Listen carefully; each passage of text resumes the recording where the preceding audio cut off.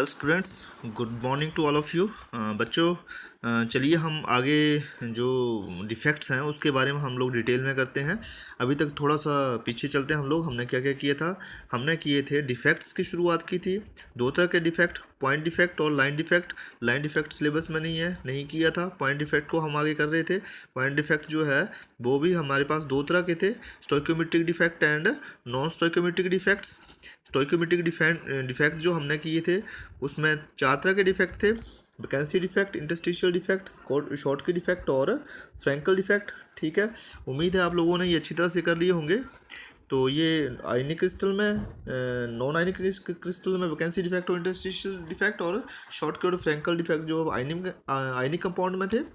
आगे चलते हैं। वैकेंसी डिफेक्ट आपने कर लिए था, इंटरस्टिशियल डिफेक्ट कर लिया था, उम्मीद है समझ आ गया होगा आपको।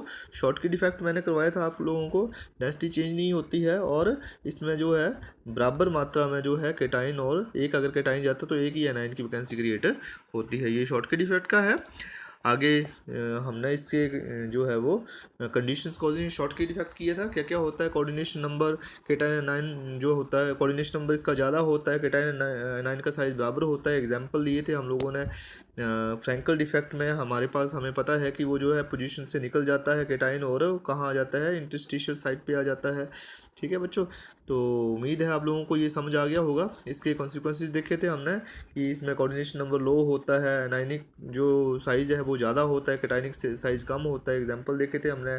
डेंसिटी इसमें समान रहती है। ठीक है, तो ये कुछ चीज़ें थी जो हमने ये चारों ही की थी। आगे बच्चों जब हम करने जा रहे हैं नॉन स्टोइकोमेट्रिक का डिफेक्ट। अच्छा, मैंने ये स्टोइकोमेट्रिक शब्द जो है वो आप लोगों को उम्मीद है ये समझ आया होगा। स्टोइकोमेट्री का मतलब है कि जैसे बराबर मात्रा में केटाइन और एनाइन बराबर मात्रा में है। आपने आपने ये शॉर्ट की देखा है ना। शॉर्ट की डिफेक्ट में बेशक जो है वो ये बीच में केटाइन है, एनाइन है, केटाइन एनाइन। ठीक है ना, तो यहाँ पर एक अगर केटाइन गया तो एक ही एनाइन गया। ठीक है, मतलब अगर मान लो यहाँ पर 100 आपके पास केटाइन थे और 100 ही एनाइन थे।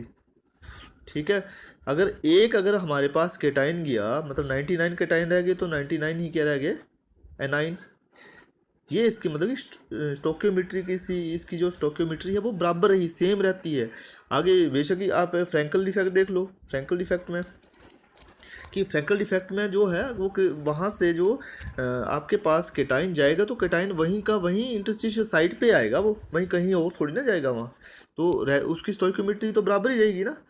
ठीक है, ये फ्रैंकल डिफेक्ट में भी कि मतलब यहाँ से वो अगर निकला है केटाइन तो यहीं आया ना, बाकी तो बराबर मात्रा में केटाइन और एनाइन जो है बराबर रहेंगे।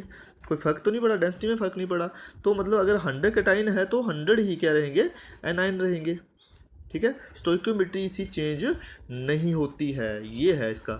ठीक है, अगर 98 है केटाइन तो एनाइन भी 98 ही रहेंगे, दोनों में, शॉर्ट की और फ्रैंकल में।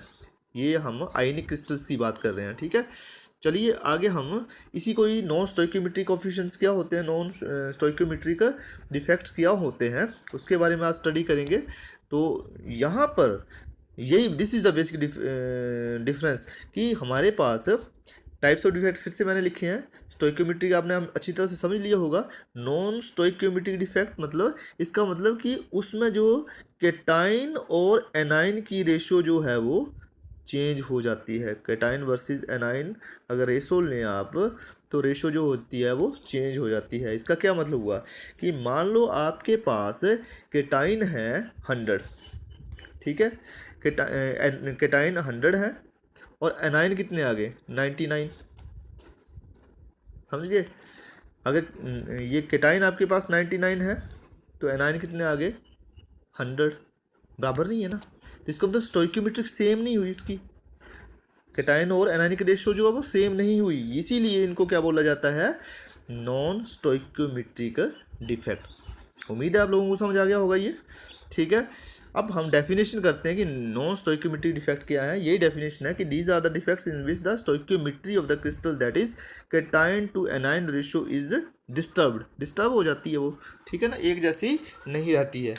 ये भी बच्चों दो तरह के होते हैं, एक तो है मेटल एक्सेस डिफेक्ट और मेटल डेफिशिएंसी डिफेक्ट।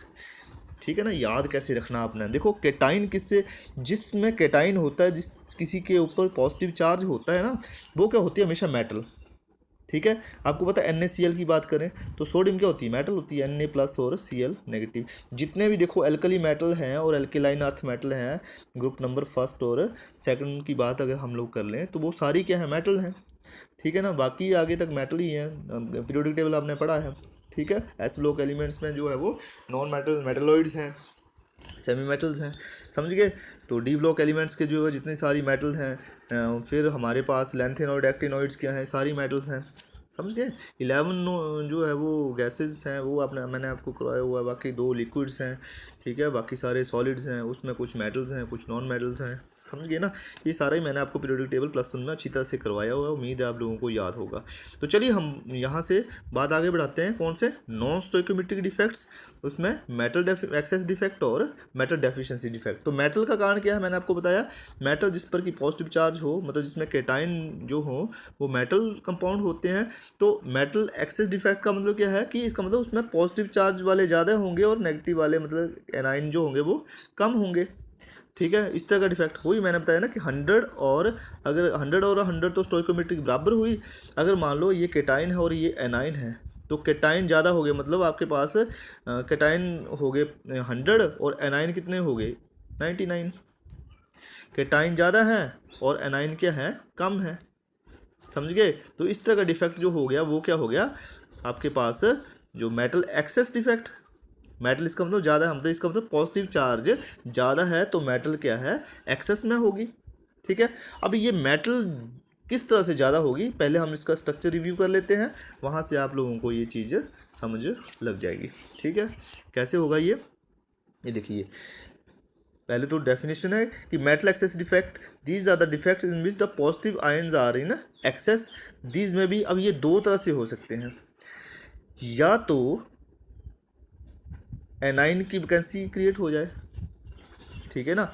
एनाइन की वैकेंसी कैसे क्रिएट हो जाए, ये मैंने बनाया हुआ एक क्रिस्टल है, ये देख रहे हैं आप लोग, ए बी एक क्रिस्टल है। ठीक है, तो यहाँ से क्या हो गया, यहाँ से देखो ए पॉजिटिव है और यहाँ से क्या हो गया, एक जो बी नेगेटिव गायब हो गया, समझ गए, वैकेंसी क्रिएट होगी। तो नेचुरली एक बी चला गया तो इसका मतलब ए पॉजिटिव ज़्यादा हो गया, जैसे 1 2 3 4 5 6 7 8, ठीक है, और यहाँ 7 रह गए। ठीक है, यहाँ हालांकि यहाँ ज़्यादा दिखाई दे रहे हैं, 1 2 3 4 5 6 7 8, तो यहाँ पर ये भी अगर 8 की रेशो होती ना, तो ये मान लो आपके पास एक जो है बी नेगेटिव चला गया और कितने रह गए फिर 7 एनाइन रह गए। एक तो ये है। दूसरी कंडीशन क्या हो सकती है कि यहाँ से जो बी पॉजिटिव है, यहाँ से जो ए पॉजिटिव है वो निकल के कहाँ आ गया, ये इस रहा यहीं, लेकिन यहाँ से क्या हो गया है यहाँ का, यहाँ से आके वो निकल के यहाँ पर आ गया। ठीक है, समझ गए। चलो इसको हम बाद में करते हैं, यहाँ से ये तो यहाँ से गायब हो गया। ठीक है, ये यहाँ से गायब हो गया। और अगर मान लो आपके पास यहाँ से ए पॉजिटिव इंटरस्टिशियल साइड पे पहुँच गया, समझ गए। तो अब ए पॉजिटिव ज़्यादा हो गए और बाकी तो ऐसे कैसे है। ठीक है, तो यहाँ पर भी क्या हो गया, ए पॉजिटिव ज़्यादा हो गए तो क्या हो गया, मेटल एक्सेस डिफेक्ट। तो मेटल जो है वो 2 तरह से एक्सेस में हो सकती है, या तो इंटरस्टिशियल पोजीशन पर मेटल आ जाए, ए पॉजिटिव आ जाए, या फिर बीच से ही जो है वो एनाइन गायब हो जाए। या तो एनाइन एक गायब हो जाए तब भी ए पॉजिटिव ज़्यादा हो जाएगा, जब भी तब पॉजिटिव ज़्यादा होगा, या फिर केटाइन एक एक्स्ट्रा आ जाए तो हो सकता है। ठीक है, तो फिलहाल जो हम स्टडी कर रहे हैं वो क्या कर रहे हैं, metal excess defect due to anionic vacancy. ठीक है, तो क्या हुआ, एनाइनिक वैकेंसी क्या कि in this case negative ions में be missing from their lattice site. ठीक है, ये जो है मिस हो गया। अब यहाँ से जब चला गया तो उसने वहाँ पर क्या क्रिएट कर दिया, वहाँ से जब आपके पास यहाँ से एक ये पॉजिटिव है, नेगेटिव पॉजिटिव नेगेटिव पॉजिटिव, यहाँ नेगेटिव आना, नेगेटिव पॉजिटिव नेगेटिव पॉजिटिव, और फिर पॉजिटिव नेगेटिव। तो यहाँ से मान लो आपके पास से ये एक एनाइन यहाँ से चला गया। ठीक है, यहाँ से गायब हो गया एनाइन, तो यहाँ क्या हो गया, होल क्रिएट हो गया। ठीक है। अब ये होल जो क्रिएट हो गया, इसके कारण पहले तो नाम इसका क्या दिया गया कि हाँ ये होल यहाँ क्रिएट हो गया है, तो ये कौन सा डिफेक्ट है, यहाँ पर पॉजिटिव चार्ज बढ़ गए, तो इसलिए this is metal excess defect. अब होता क्या है कि क्रिस्टल में न्यूट्रलिटी बनी रहनी चाहिए, नहीं तो क्रिस्टल जो है वो रप्चर हो जाएगा। तो न्यूट्रल रहने के लिए क्या होता है कि ये जो पोजीशन है ये खाली ना रहे, इसलिए इसको कौन से एक इलेक्ट्रॉन इसको ट्रैप कर लेता है। ठीक है, इसको कहाँ क्या हो जाता है, ये जो खाली होल है इसको कौन ट्रैप कर लेता है, ये क्या इलेक्ट्रॉन जो है इसके अंदर चला जाता है। समझ गए? तो अब ये आपको पता है इलेक्ट्रॉन पे नेगेटिव चार्ज होता है, ये पॉजिटिव नेगेटिव, तो क्या हुआ, न्यूट्रल रह गया ये। ठीक है, तो न्यूट्रल हो गया, ये खाली नहीं रहा। तो ये जो है, ये जो सेंटर क्रिएट हुआ और उसमें इलेक्ट्रॉन आ गया, इसको क्या बोलते हैं हम लोग, एफ सेंटर्स। क्या बोलते हैं, एफ सेंटर। एफ का मतलब क्या होता है, फारवी सेंटर। फारवी सेंटर जो है वो that is a German word, मैंने लिखा यहाँ पर।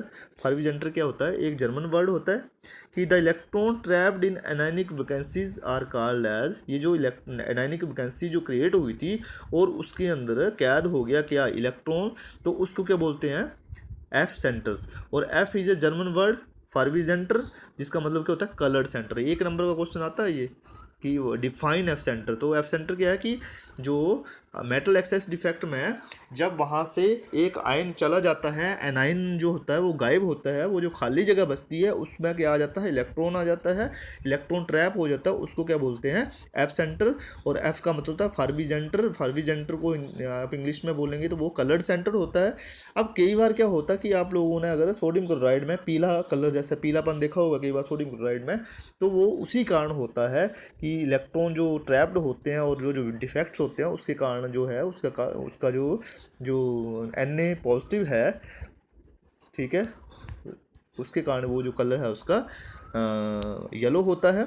ठीक है, yellow colour in NaCl crystal, violet colour in KCl, KCl का वॉयलेट कलर हो जाता है। पिंक कलर लिथियम क्लोराइड का जो पिंक कलर होता है, ये एक्सेस कौन से, ये Na पॉजिटिव ज़्यादा होता है, लिथियम पॉजिटिव ज़्यादा होता है, और साथ में के पॉजिटिव अगर इनमें ज़्यादा हो तो इस कारण ये क्या होते हैं, कलर्ड नेचर के होते हैं।